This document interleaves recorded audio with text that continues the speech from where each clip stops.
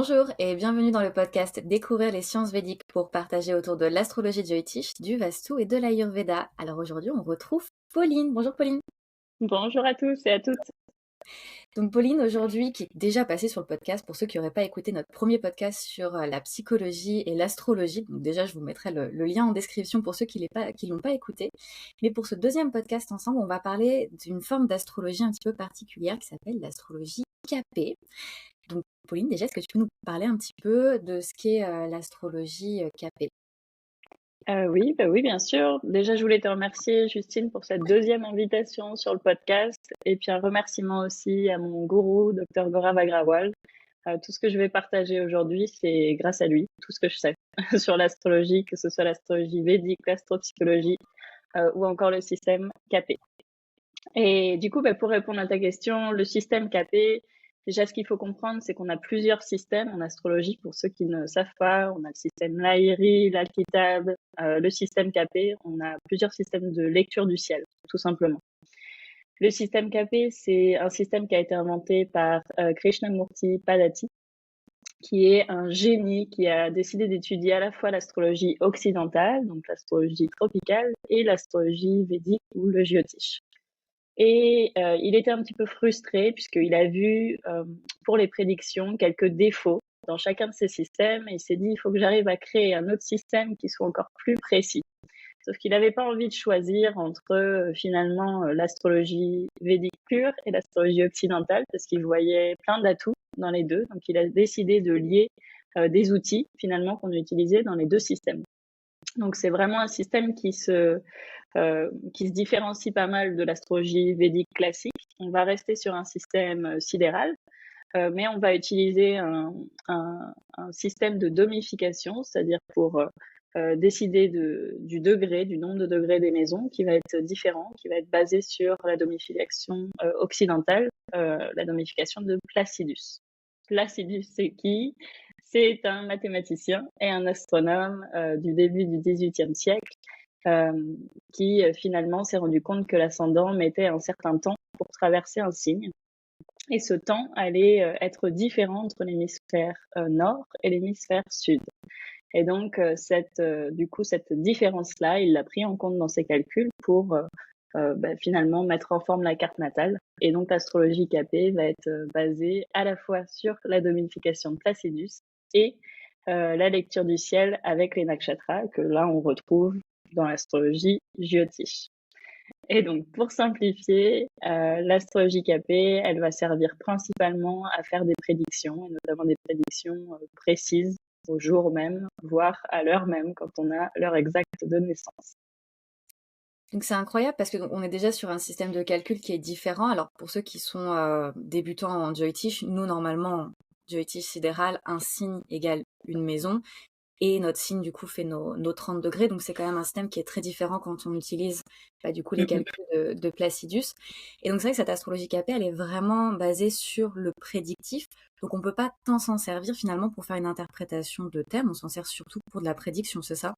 Principalement pour de la prédiction. Alors, je dirais, tout dépend en fait de ce que va chercher la personne. Si on cherche quelque chose de très pragmatique pour répondre à des questions assez directes du type est-ce que je vais me marier? Quand est-ce que je vais me marier? Est-ce que je vais avoir des enfants? Quand est-ce que je vais avoir des enfants? Est-ce que je vais trouver un travail? Est-ce que je vais gagner? J'en sais rien, mon procès.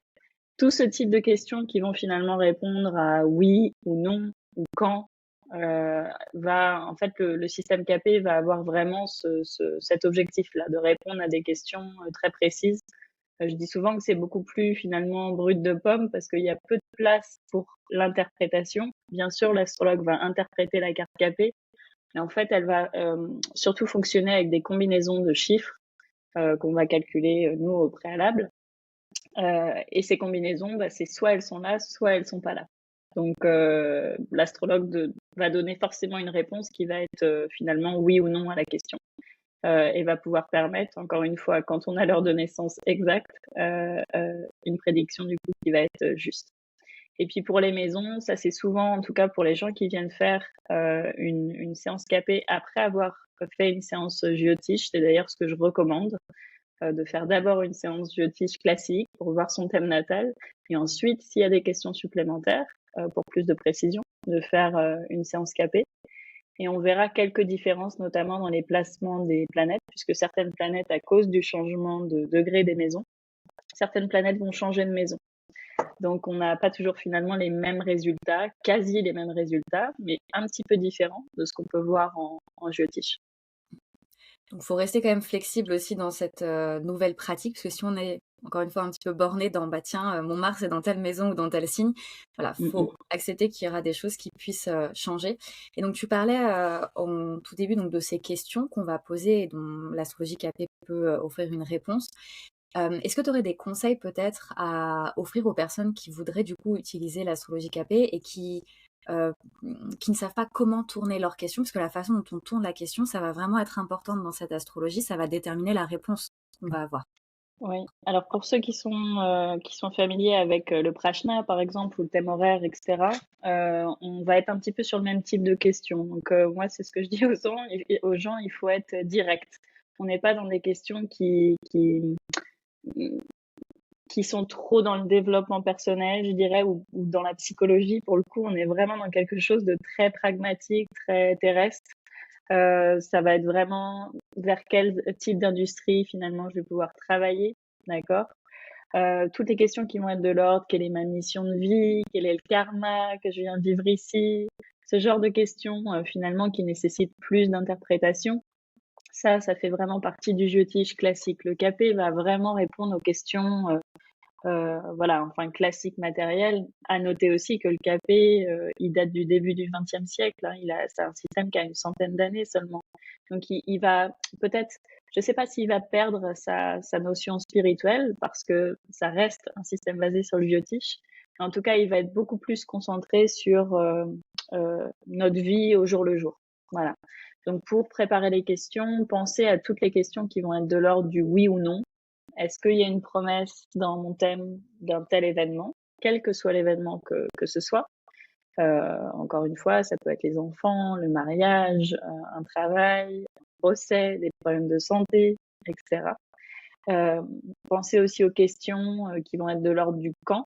Quand est-ce que ça va arriver? Là aussi, ça peut être sur le court, le moyen ou le long terme. Donc on va vraiment être sur des questions comme ça. Et tout ce qui va être question, comme je disais, plus de psychologie, développement personnel, spirituel, qui vont rentrer plus en profondeur. Ça, moi, je conseille souvent d'aller voir, enfin en tout cas de faire une séance de lecture de thèmes classiques, tout simplement, où on va pouvoir vraiment rentrer dans le détail des nakshatras, etc. Et peut-être penser à l'ordre aussi, dans le sens où, par exemple, si on veut savoir si on va être marié et quand, plutôt poser la question est-ce que je vais me marier et quand, plutôt que la question quand je vais me marier dans un premier temps, dans Ouais. la mesure où en fait la réponse peut être aussi négative et je pense que l'ordre des questions est pertinente avec le KP. Oui, ça c'est tout à fait juste ce que tu dis, Justine, parce que tu vois, moi ça m'arrive souvent en séance, les gens me posent des questions au préalable, et moi je prépare la séance du coup et la réponse aux questions. Et typiquement, l'astrologie KP, elle va se baser sur deux principes. Le premier, c'est est-ce qu'il y a une promesse d'un événement dans le thème? Oui ou non? Donc ça, c'est le premier élément que je vais regarder. Si je prends l'exemple du mariage, est-ce que cette personne a une promesse de mariage? Oui ou non? Donc déjà, pour qu'un mariage arrive, il faut que j'ai une promesse de mariage dans le thème.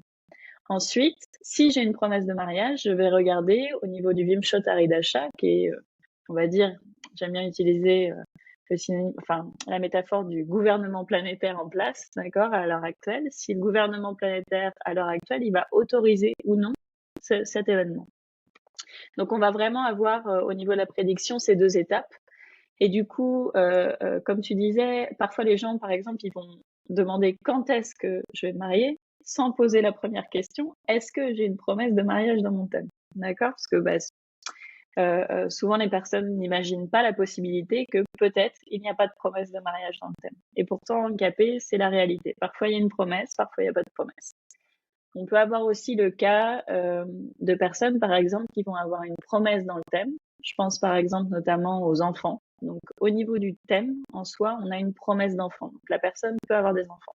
Sauf qu'on remarque que dans la deuxième phase de prédiction, lorsqu'on regarde quand est-ce que ça va arriver, le gouvernement ou le dasha, par exemple, qui va autoriser les enfants, arrive trop tard dans la vie. Par exemple, pour une femme, le dasha qui va autoriser la grossesse va être, j'en sais rien, Saturne quand cette femme a 80 ans. Et du coup, forcément, elle ne peut pas avoir d'enfant. Donc, même quand il y a promesse, ça ne veut pas dire non plus que l'événement va arriver. Ça se fait en deux étapes. Donc, au niveau des questions, effectivement, moi, ce que je recommande, et de toute façon, ça, je le corrige toujours pendant la séance, si ça c'est pas arrivé, de poser d'abord, est-ce que l'événement que je cherche peut arriver? Est-ce que j'ai une promesse finalement de cet événement dans mon thème? Et si oui, quand est-ce que ça va arriver? Et si je n'ai pas de promesse et si du coup on ne peut pas déterminer quand est-ce que ça va arriver, est-ce que je peux mettre en place des choses, par exemple des remèdes astrologiques, pour aider? Voilà. Donc les remèdes, ça fonctionne aussi en KP, c'est-à-dire que c'est pas indissociable, c'est pas juste de la prédiction. On peut quand même utiliser les remèdes, les Complètement. employer. Ok. Oui, oui, complètement. Oui, oui. Ça reste en fait l'astrologie capée, même si elle utilise une domification qui va être différente du géotiche classique. C'est une astrologie, enfin c'est un système qui va être basé sur le géotiche, avec l'utilisation des nakshatras, avec les dieux reliés aux nakshatras, etc. Et aux planètes. Donc les remèdes vont être tout aussi efficaces. Et ça, les remèdes, est-ce que c'est quelque chose que tu peux voir, soit dans le thème Joy-Tish que tu aurais fait au préalable, soit dans le thème KP, dans le sens où il y a une prédiction, par exemple, il y a un blocage au niveau des enfants, mais on va mettre un remède en place qui, du coup, va permettre de débloquer la situation. Oui, complètement. Oui, oui, complètement. Je dirais que la différence qu'il va y avoir entre l'astrologie, enfin, la différence. Peut-être que l'astrologie capée va du coup utiliser d'autres planètes. On va mettre le remède sur ce qu'on appelle le sublord, qui est, pour expliquer ça de manière très simple, la division du nakshatra en 9 parties inégales, d'accord? Et la planète qui est rattachée à la partie, en l'occurrence, où est située la planète, on va utiliser cette planète comme remède. Alors qu'en astrologie géotiche, classique, par exemple, j'en sais rien. Si j'ai un Mars affaibli dans la maison du mariage, je vais utiliser par exemple un remède pour Mars, ou alors dans le nakshatra, j'en sais rien si dans le nakshatra du coup qui va être relié à Mars.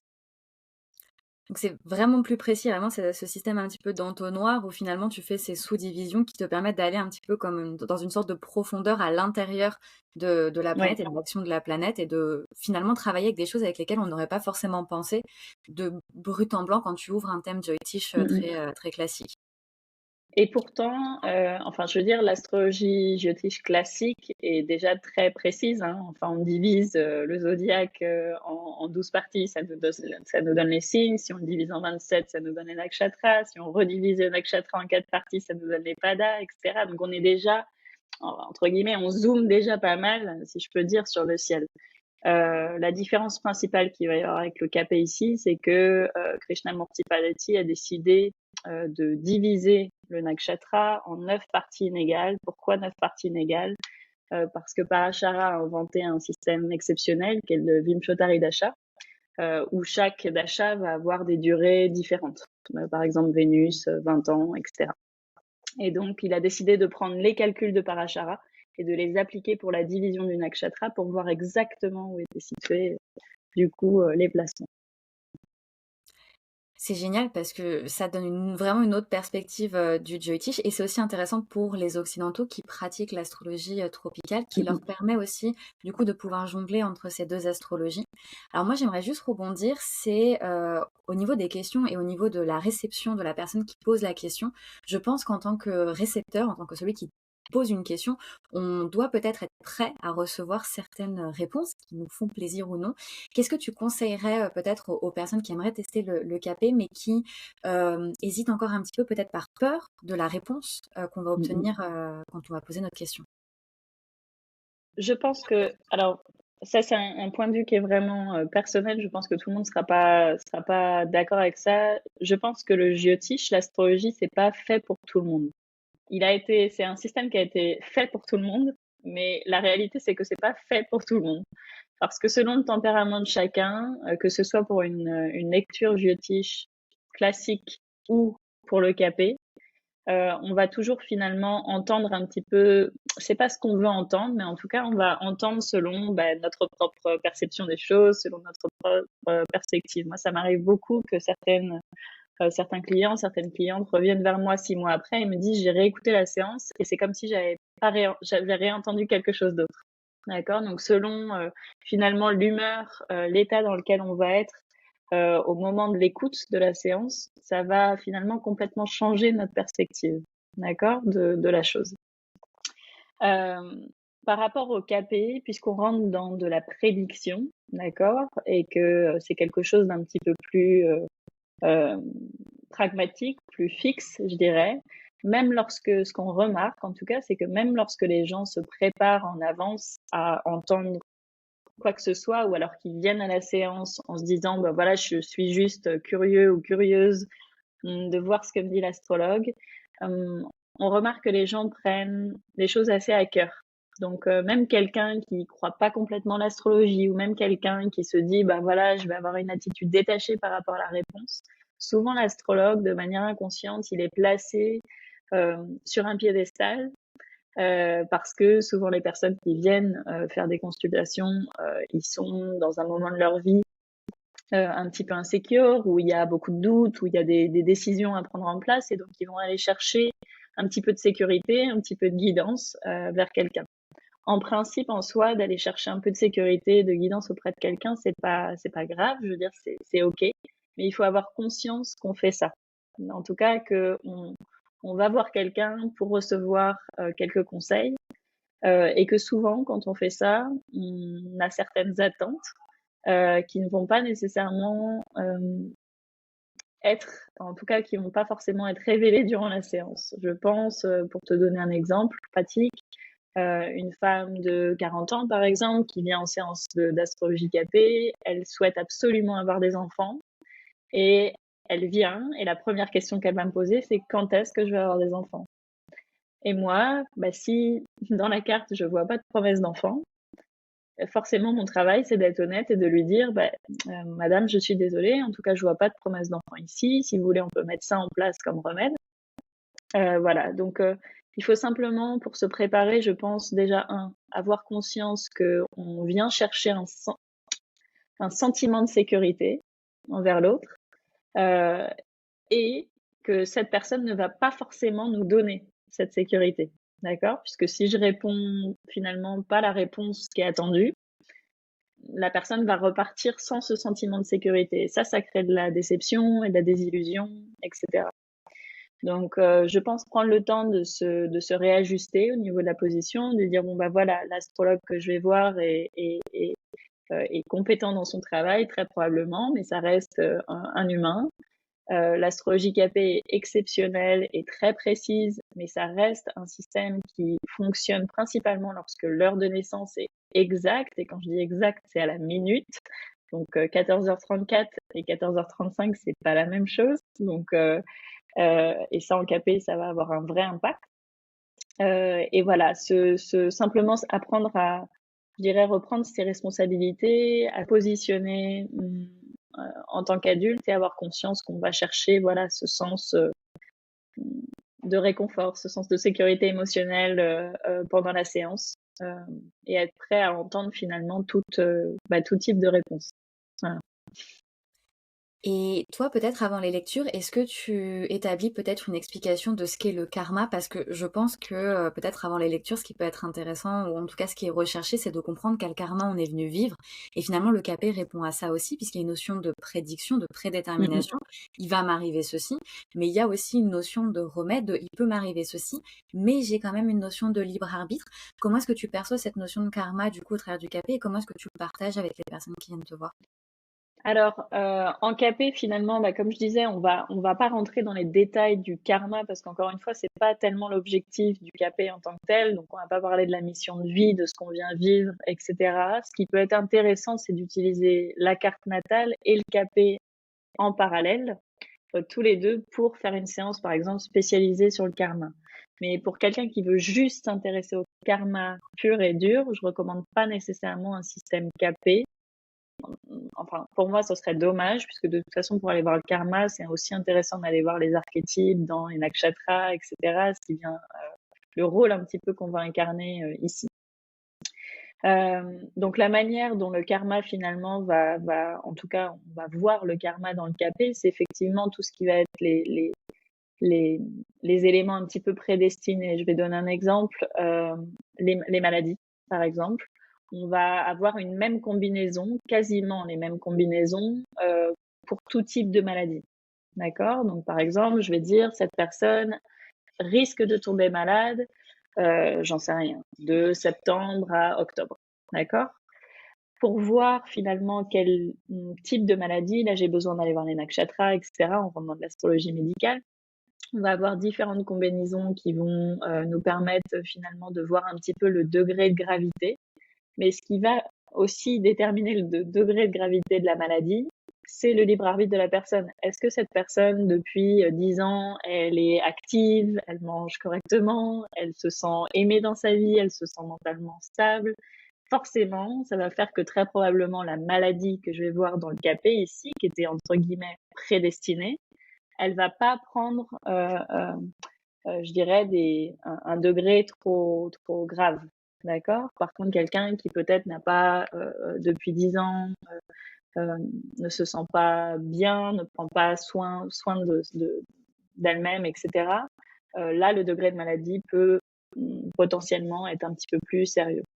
Donc le karma, on va le voir au niveau du thème KP de cette manière. En tout cas, le jeu entre le karma fixe et le libre arbitre, il va se voir selon le degré finalement de entre guillemets de gravité, ou en tout cas par rapport à certains événements.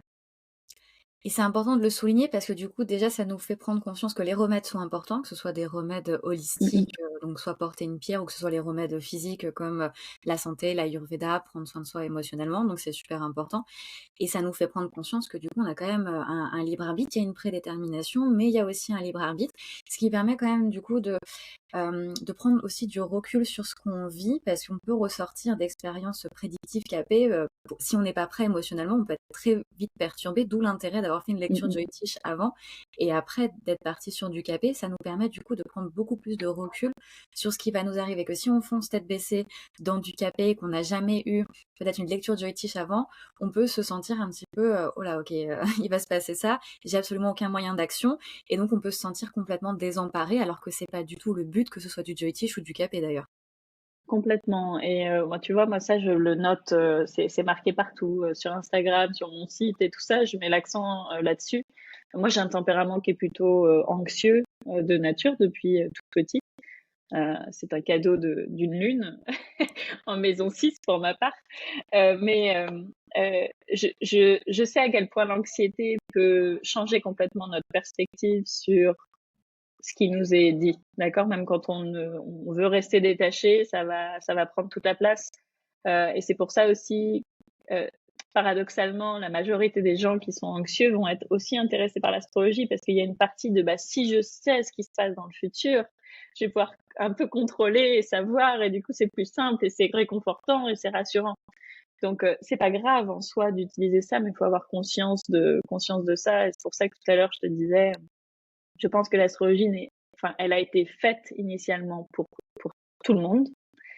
Mais à l'heure actuelle, aujourd'hui, particulièrement dans le Kali Yoga, je pense pas qu'elle est faite pour tout le monde. D'accord? Je sais pas si la différence s'entend.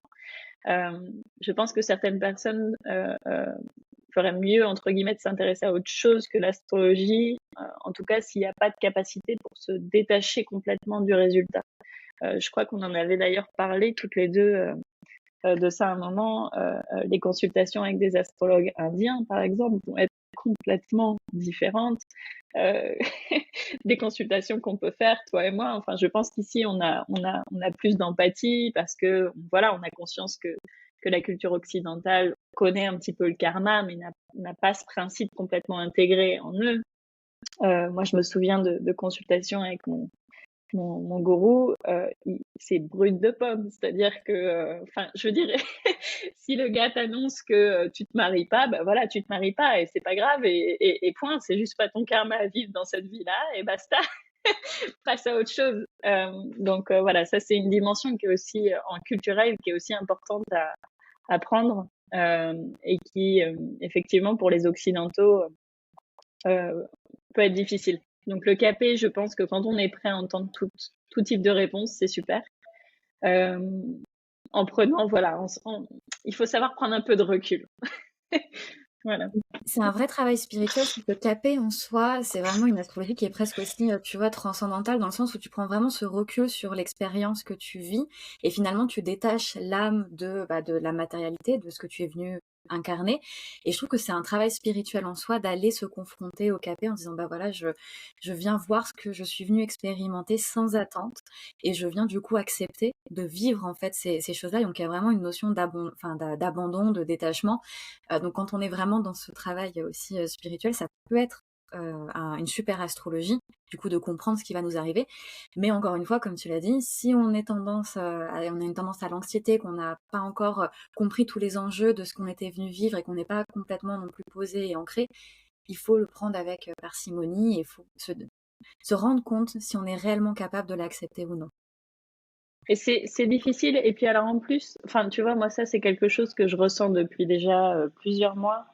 Euh, Ne pas aussi, en tout cas faire attention à ne pas placer les mots de l'astrologue hum, comme vérité pure et dure. Autant fut un temps, je pense que les mots des astrologues étaient 100% purs mais la réalité c'est que je pense qu'à l'heure actuelle, même un astrologue qui a les meilleures intentions euh, euh, euh, et entre guillemets dans la corruption d'une manière ou d'une autre parce que on vit pas la vie spirituelle que les rishis à l'époque vivaient.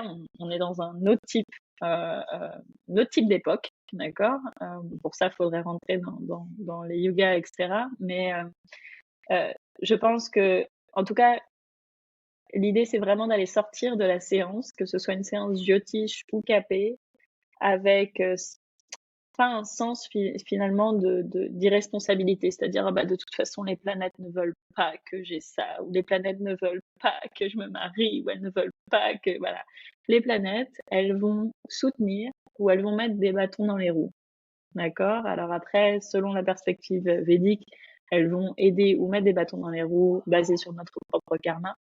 Mais au-delà de ça, encore une fois, ne pas oublier, comme tu l'as mentionné plusieurs fois, notre libre arbitre. Le fait, en l'occurrence, si on pratique la religion hindoue ou quel autre type de religion, de s'en remettre aussi à Dieu et au divin.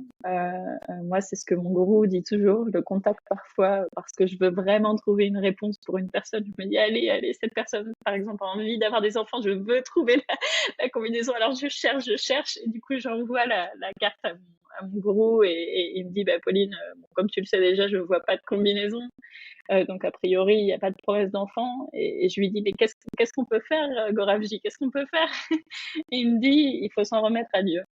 Et pour moi, ça, c'est aussi la beauté du capé, parce que malgré l'aspect très terre à terre, très pragmatique du capé, c'est aussi, comme tu le disais, une pratique qui invite à plus de spiritualité, qui invite à une introspection, qui invite aussi à une vraie acceptation des choses finalement telles qu'elles sont, même quand même dans des moments de souffrance. Et on se rend compte aussi parfois que c'est finalement cette acceptation complète, c'est quand on n'attend plus d'avoir des enfants, c'est quand on n'attend plus que le mariage arrive que finalement il arrive. Et voilà. Après, on peut parler de miracle, on peut parler de voilà, peu importe, mais c'est assez beau.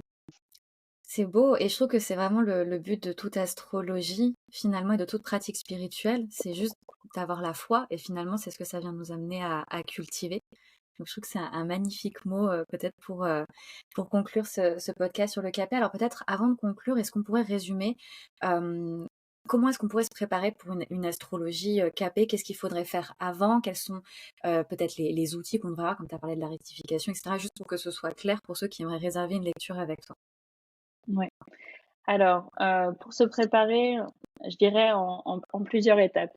Sur le plan purement technique, moi, je conseille aux personnes déjà de réserver avant une consultation une lecture de carte natale classique, Jyotish. Peu importe la durée de cette consultation, mais au moins pour avoir une première idée un petit peu plus en profondeur du karma qu'on vient de vivre ici, un petit peu de notre tempérament, plus relié sur la psychologie finalement.